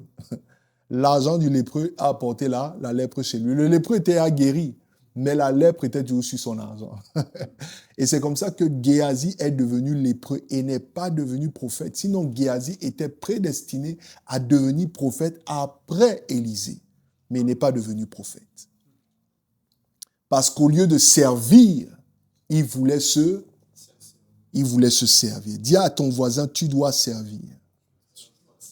Tu dois servir. Pendant que je vous enseigne comme ça, vous connaissez trop la Bible. Même pour dire Amen, vous ne dites pas. Si tu dis bien Amen, même la grâce de décortiquer les Saintes Écritures va venir dans ta vie. C'est la vérité. Demain, vous aurez des enfants, ils vont vous poser des questions compliquées sur vos Bibles. Est-ce que vous pourrez leur apporter des réponses? La prochaine génération qui vient là, ce seront des gens qui auront des questions compliquées. Nous, on a même cru d'une certaine manière. Certains d'entre eux, si vous ne leur montrez pas ça, ils ne vont pas croire. Vous devez connaître la parole et vous devez connaître Dieu. Alléluia, amen. Car le Fils de l'homme est venu, Marc 10, 45, non pour être servi, mais pour servir et donner sa vie comme la rançon de plusieurs. Jésus-Christ a reçu, j'ai envie d'appeler ça la grâce, mais il a reçu les limitations des hommes en servant les hommes. Vous savez que c'était ça le mystère quand il a lavé les pieds de ses disciples. Quand il a lavé les pieds de ses disciples, il a pris les limitations des hommes. Parce que les 12 disciples, en symbologie spirituelle, quand on parle de 12, on parle de gouvernement. C'est pour ça qu'il y avait 12 tribus et il y avait 12 disciples. Les 12 disciples représentaient le monde entier. Quand il a lavé leurs pieds, il a pris les péchés du monde entier. Mais il n'a pas pu prendre, il ne pouvait pas prendre ça s'il ne servait pas ses disciples. C'est ça que la Bible dit qu'il est venu pour servir et non pour se servir. Donc même les péchés qui sont dans ta vie, qui étaient dans ta vie, ont été communiqués à Christ parce qu'il est venu pour servir l'humanité. Est-ce que vous voyez ça? Nous voulons seulement être servis parce que nous vivons dans un monde où on considère celui qui sert comme étant le plus petit. Christ dit, dans le royaume de mon Père, c'est celui qui sert qui est le plus grand.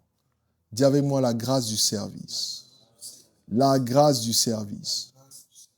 Et même dans le royaume des cieux, il y en a qui ne veulent pas s'impliquer parce qu'ils ne voient pas directement ce qu'ils gagnent dedans. Si je ne vois pas mon intérêt, je ne m'implique pas. Alléluia. Et les deux dernières clés, on a terminé avec l'enseignement. La 6e clé, Matthieu 9, 17, est-ce que quelqu'un l'a? Vas-y mon frère. On ne met pas non plus le vin nouveau dans les vieilles outres, autrement les outres se rompent, le vin se répand et les outres sont perdues. Mais on met le vin nouveau dans des outres neuves et le vin et les outres se conservent. La 6e clé afin de recevoir la grâce, tu as déjà discerné, tu as déjà servi. Mais maintenant, il faut que tu réceptionnes la grâce. Pour la réceptionner, il faut que tu fasses ce qu'on appelle le renouvellement de l'intelligence. Le Seigneur Jésus-Christ nous donne un mystère ici. Il dit, on ne met pas du vin nouveau. Le vin nouveau, c'est la grâce dont tu as besoin. Ce vin nouveau est une nouvelle grâce. On ne la met pas dans une vieille outre parce que le vin nouveau se fermente. Si tu la mets dans une vieille outre, l'outre va céder, va craquer, va se casser. Il y a des grâces, si tu les reçois. Il y a un enseignement qui est prévu pour la 2e partie de l'année qui s'appelle le fardeau de la bénédiction. The burden of blessing. Est-ce que vous savez qu'il y a un genre de grâce, si ça vient dans ta vie et tu n'as pas été suffisamment renouvelé, le renouvellement, c'est la préparation. Le renouvellement, c'est la formation. On se renouvelle par la formation permanente. Si tu n'as pas été renouvelé, la grâce là peut venir te détruire. Est-ce que vous savez qu'il y a des grâces qui peuvent vous détruire? Il y a un niveau de bénédiction, si ça vient dans ta vie et tu n'es pas prêt, ça va te détruire. Il y a un chanteur ivoirien qui dit en Afrique qu'il y a un niveau de richesse, si ça vient, tu vas devenir fou. Est-ce que tu sais qu'il y a un niveau, un montant, si on te dit que tu as reçu ça, tu vas perdre le sommeil maintenant? Vous ne croyez pas ça? Tu peux perdre le sommeil même pendant un mois, tu ne dors pas parce que tu n'y crois pas. C'est pour cela que Dieu nous emmène au fur et à mesure. Et l'apôtre Paul nous exhorte à nous renouveler dans notre intelligence. Il y a un niveau de grâce. Pour recevoir ces grâces-là, il faut être renouvelé dans son intelligence. Le 20 niveau, c'est cette grâce. Ici, par exemple, dans le Man of God, l'une des choses que moi, je crois avoir reçues de la part de beaucoup d'entre vous, c'est votre versatilité. Moi, j'ai toujours été quelqu'un de très pondéré, de très stable. Je fais les choses je prends ce qu'on appelle des risques très calculés. Je ne dis pas que vous êtes reckless, mais vous êtes assez versatile dans votre façon de faire. Vous faites les choses avec une certaine célérité et spontanéité que je n'avais pas et que je crois avoir reçue. Mais vous, qu'est-ce que vous recevez de la part des frères? Est-ce que vous avez discerné ce que les frères ont, dont vous avez besoin? Si vous ne vous renouvelez pas dans votre intelligence, vous ne pourrez pas recevoir ces grâces-là. Et le dernier système de transfert de grâce, Proverbe chapitre 13, verset 20, vas-y mon frère. Celui qui fréquente les sages devient sage, mais celui qui se plaît avec les insensés s'en trouve mal. Amen. Le dernier système, ce sont les compagnies et les fréquentations. Les compagnies et les fréquentations. Dis-moi avec qui tu marches et je te dirai qui tu es. Le sage Salomon dit, si tu marches avec des sages, tu vas devenir sage. Mais si tu marches avec des insensés, tu vas devenir un insensé. L'apôtre Paul dit en 1 Corinthiens 15, 33, ne vous y trompez pas, les mauvaises compagnies corrompent les bonnes mœurs. Quand tu fréquentes des gens de manière consciente ou inconsciente, les choses qui sont dans leur vie vont commencer à se manifester dans ta vie. Si tu marches avec des braqueurs, tu vas te retrouver dans un braquage. Même si tu ne braques pas, tu vas te retrouver sur une place de braquage. Ils vont te prendre un soir dans la voiture. Ils ne vont pas te dire, on est en train d'aller faire un braquage. Et quand on va venir vous arrêter, tu seras pris pour complicité et tu iras en prison. Est-ce que vous savez qu'il y a des gens qui sont en prison qui n'ont jamais rien fait de mal? Mais ils étaient au mauvais endroit, au mauvais moment, avec les mauvaises personnes. Et de même également, il y a des personnes qui sont distinguées dans ce monde, tout simplement parce qu'elles étaient avec de bonnes personnes. On a parlé tantôt de Lot, n'est-ce pas? Il était avec Abraham, il n'était pas au courant du fait qu'il y a une grâce dans la vie d'Abraham qui opère, et il a reçu cette grâce-là. Avec qui est-ce que tu marches? Quelles sont tes fréquentations? En d'autres termes, si tu as envie de commencer à expérimenter un certain niveau d'élévation spirituelle, marche avec des personnes élevées spirituellement. Si tu as envie de devenir une femme de prière, marche avec des femmes qui prient. Si tu as envie de devenir un homme d'intégrité, marche avec des hommes intègres. Tu ne peux pas vouloir devenir intègre, mais tu marches avec des malhonnêtes. Tu ne peux pas vouloir devenir une femme de prière, mais tu marches avec des filles qui vont au club tous les jours. Alléluia. Nous avons expérimenté ça à un moment donné. Quand nous nous sommes mariés, on fréquentait des personnes qui ne sont pas mariées. Elles ont commencé à combattre nos foyers. Donc, à un moment donné, même quand tu te maries, peut-être que tu dois changer tes compagnies pour des personnes qui sont également mariées. Vous qui n'êtes pas mariés, parce que vous fréquentez des hommes mariés, vous devez vous marier également. Et vous voulez vous marier, je viens de vous donner les clés ce soir et l'enseignement. Vous devez premièrement discerner cette grâce. Et pas seulement pour vous marier, mais bien vous marier, dis Amen. Et avoir de bons enfants également, dis Amen. La grâce est là. Au lieu d'aller chercher, je ne sais pas quel homme de Dieu quelque part, ou bien un prêtre, j'ai rien contre ça. Je vous ai dit que les hommes de Dieu sont des distributeurs attitrés, n'est-ce pas? Parfois, la grâce est juste à côté de toi. C'est l'enseignement que j'avais pour vous ce soir. Que l'Éternel bénisse sa parole. La doctrine des transferts de grâce par imposition des mains. Vous avez compris qu'elle ne se communique pas simplement par imposition des mains, mais il y a beaucoup d'autres canaux de transfert. Vous devez honorer tous les hommes. Vous devez être humble. Vous devez discerner quelle est la grâce qui est dans la vie des personnes qui sont autour de vous. Vous ne devez pas négliger même ceux qui paraissent apparemment, humainement, plus petits que vous, parce que Dieu peut leur avoir donné quelque chose dont vous aurez besoin. Alléluia, amen. Et vous devez changer vos compagnies, vous devez changer vos fréquentations, vous devez renouveler votre intelligence. Le renouvellement de l'intelligence, c'est le changement de regard sur les personnes qui sont autour de vous. Arrêtez de regarder avec des yeux naturels, commencez à regarder avec des yeux spirituels. La personne qui est à côté de vous est plus que ce que vous voyez. Il y a quelque chose en elle, un trésor qui vient de la part de l'Éternel. Que l'Éternel bénisse sa parole. Nous bénissons ceux qui sont en ligne. Nous espérons que cet enseignement a été une bénédiction pour vous. J'espère que ça a été une bénédiction pour chacun d'entre vous ici présents. Ce sont des principes que moi-même je pratique et j'espère que vous allez commencer à les pratiquer également.